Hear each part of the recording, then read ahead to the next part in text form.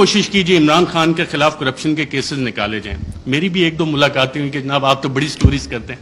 میں نے کہا یار ایک شخص, اور یہ عمران خان صاحب بیٹھے ہیں, شاید آپ میں سے بہت سے لوگوں کو نہ پتا ہو, پی ایم آفس میں ہمارے بھی ذرائع ہوتے ہیں, اکثر پوری کابینہ پریشان ہوتی تھی کہ جناب بات ہم نے کی ہے, کہاں سے پتہ لگ گئی.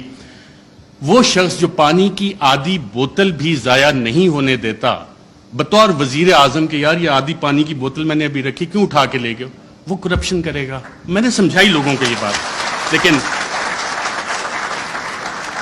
پلے بک کیونکہ وہی پرانی تھی, کیا کرپشن کے کیسز نکالو, ڈسکریڈٹ کرنا ہے, کرپشن تھوپنی ہے.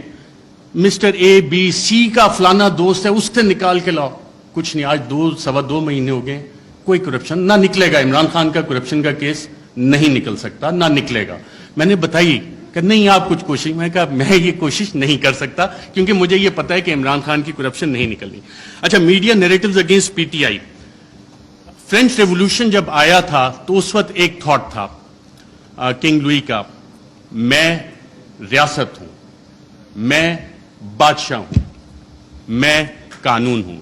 اور یہی چیز ہم نے دیکھی کہ جب media narratives P T I کے خلاف بن رہے تھے, ابھی حال ہی میں آپ اگر آئی ایم دا کنگ کا دیکھ لیں, the king can do no wrong. King ہمیشہ, جو بادشاہ ہے وہ ہمیشہ اچھی چیزیں ہی کرتا ہے. فیٹے پہ پوری حکومت نے کام کیا, حماد اظہر بھی ادھر ہیں, لیکن پی ٹی آئی نے کام نہیں کیا, بادشاہ نے سب سے اچھا کام کیا. آئی ایم دا لا, قانون میں ہی ہوں. پولیٹیکلی آئسولیٹ کرو پی ٹی آئی کو. آج پی ٹی آئی واقعی پولیٹیکلی آئسولیٹڈ ہے. کون سی سیاسی جماعت ہے جو پی ٹی آئی کے ساتھ اتحاد میں کھڑی ہے؟ سب ایک طرف ہو گئے, لیکن ایک سٹرینتھ گین ہوئی اس میں.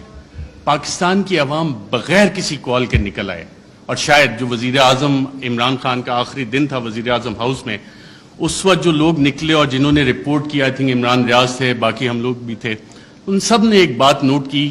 آپ نے خود بھی اپنا دفتر چھوڑنا ہونا, کافی ٹائم لگتا ہے, کہ ایک شخص فوراً اٹھ کے چلا گیا اور کہا, جب سوال جواب ہوئے, کوئی رہ تو نہیں گیا, اکیلا کر دیا, اب اس کے ساتھ کس نے کھڑا ہونا ہے؟ پاکستان کی عوام کھڑی ہوئی. یہ وہ ڈفرینٹ فیکٹر تھا, چینج تھی, جس کو کسی بھی سازشی نے کیٹر نہیں کیا ہوا تھا. یہ وہ ویریبل تھا, عوام کا ویریبل تھا, جس کی وجہ سے یہ چیزیں. میں کوئکلی تھوڑا سا 2 منٹ اگر آپ کی اجازت ہو تو سائفر کے اوپر بھی بات کرنا چاہوں گا. سائفر پہ بھی میڈیا نیریٹیوز بڑے بڑے مزے کے بنے, اس پہ اور ڈیبیٹ بھی ہو سکتی تھی, کافی مزے کی چیزیں تھی. پہلا کیا بنا جی, پہلی میڈیا نے رپورٹ کرنا شروع کیا اور باقاعدہ یہ بتایا گیا کہ جی سائفر تو ایگزسٹ ہی نہیں کرتا, سائفر نام کی تو کوئی بلا ہی نہیں ہے.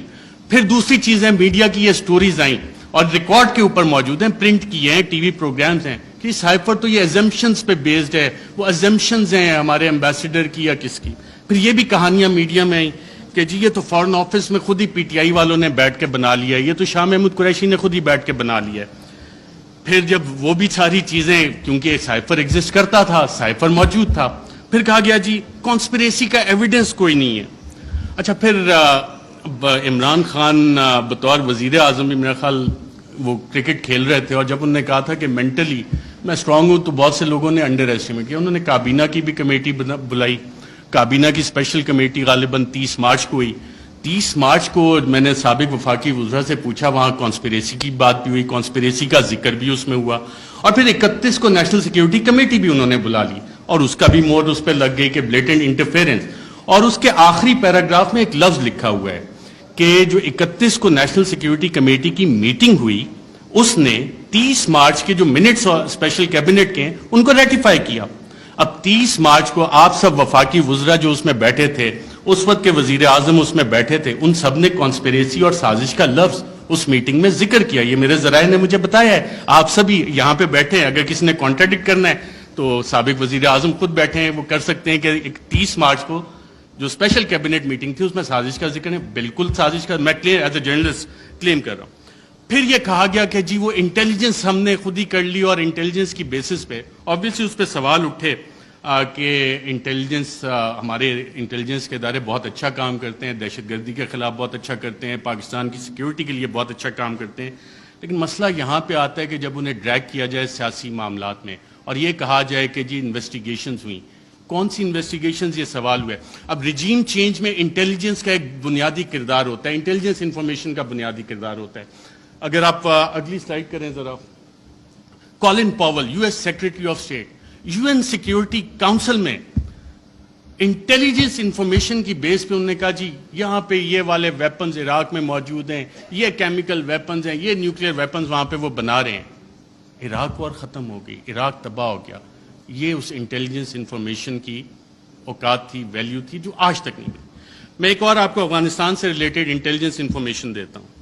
इंटेलिजेंस डिस इंफॉर्मेशन कि उसामा बिन लादेन के पास न्यूक्लियर वेपन्स हैं, और उसामा बिन लादेन के पास न्यूक्लियर वेपन्स, अगर आप ये स्टोरी देखें तो ये जस्टिफाई करने के लिए थी कि जी अफगानिस्तान में अमेरिका ने हमला करना है। और उस वक्त आप तमाम अमरीकी अखबारात उठा लें, वर्ल्ड एक्सक्लूसिव डॉन ने भी फ्रंट पेज पे छापा कि जी एक एक्सक्लूसिव इंटरव्यू हुआ है, उसामा बिन लादेन के पास न्यूक्लियर वेपन्स हैं। वो न्यूक्लियर वेपन्स आज तक नहीं निकले। तो ये होती है इंटेलिजेंस इंफॉर्मेशन। जब तक आप तहकीकात नहीं करते, उसे वेरीफाई नहीं करते, बहुत सी जेआईटीज में इंटेलिजेंस इंफॉर्मेशन आती है, बहुत अच्छा काम होता है, लेकिन उसकी वेरिफिकेशन चाहिए होती है। इंटेलिजेंस और इंटेलिजेंट इंफॉर्मेशन में फर्क होता है। इसके अलावा बहुत सारी चीजें हैं। प्रोपेगेंडा पे अगर हम जाएं, डी क्लासिफाइड डॉक्यूमेंट्स बहुत सारे आ गए, चिली के हवाले से, ईरान के हवाले से, क्योंकि टाइम मेरे पास कम है, मैंने कहा ये वाले लार्जर इश्यूज आपके सामने रखूं। पीटीआई की हुकूमत में जब हम ये देखते हैं तो हम खबरें देख रहे थे, मीडिया में आ रही हैं कि जी जो बाइडन जो है वो कॉल नहीं कर रहा, फॉरेन ऑफिस का राब्ता हो रहा है, पाकिस्तान के foreign minister Shah Mahmood Qureshi, US national security adviser Anthony Blinken से फॉरेन ऑफिस ने राब्ते की कोशिश की, नहीं हुआ।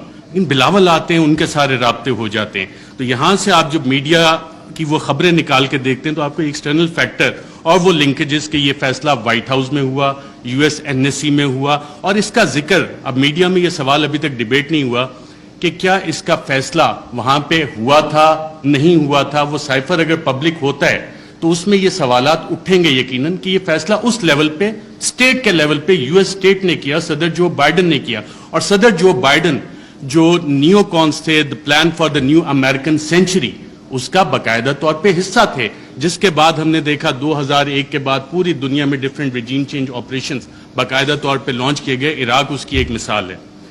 इंटरनल फैक्टर्स पे जब हम आते हैं, मैं बड़ा ब्रीफ रखूंगा क्योंकि मेरा टाइम बताया गया 10 मिनट का है। इंटरनल फैक्टर्स को जब हम देखते हैं तो इसमें जाती अना के मसले आ जाते हैं, कुछ इदारों के मसाइल आ जाते हैं, कुछ सियासी मुफादात आ जाते हैं।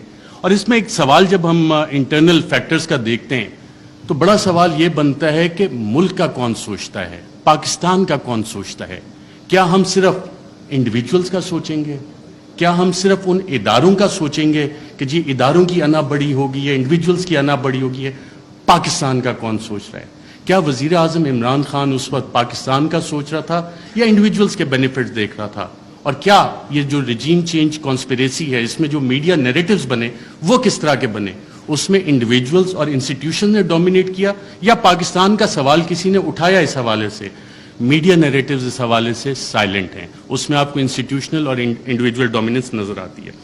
अच्छा, कोवर्ट एक्शन भी इसमें बाकायदा तौर पे प्लान हुआ। मीडिया में being fly on the wall and being an active participant, एक एक्टिव जर्नलिस्ट होते हुए आपको बहुत कुछ पता लगता है कि जी मीडिया नैरेटिव बनना कैसे।